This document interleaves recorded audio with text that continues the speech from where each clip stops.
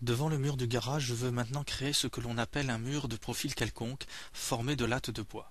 La fonction mur de profil quelconque me permet de créer un mur de section quelconque sur la base d'une section précédemment enregistrée en tant que symbole de dé. Mais avant de dessiner le mur de profil quelconque, nous devons tracer une ligne d'aide au dessin, car le mur est placé à une distance donnée du mur du garage existant. Je peux me servir pour cela de la fonction polyligne parallèle du module dessin. Je la sélectionne et j'active le layer DECA réservé aux constructions d'aide. Je veux dessiner une seule parallèle, c'est pourquoi j'entre 1 pour le nombre de parallèles et 0,08 m pour l'espacement.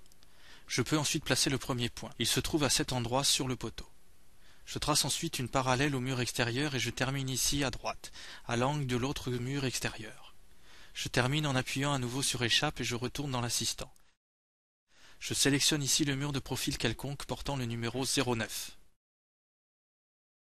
Je clique ensuite successivement sur les points de la ligne d'aide que je viens de dessiner et je veille ici aussi à ce que la flèche d'extension pointe vers le bas, c'est-à-dire vers la maison. Lorsque je suis arrivé au dernier point, je valide à nouveau la distance au mur égale à 0,08 m. Le dessin du mur de profil quelconque est maintenant terminé. Il ne me reste qu'à quitter la fonction en appuyant sur la touche échappe. Au cours du prochain chapitre, nous visualiserons l'état d'avancement du pavillon en mode animation.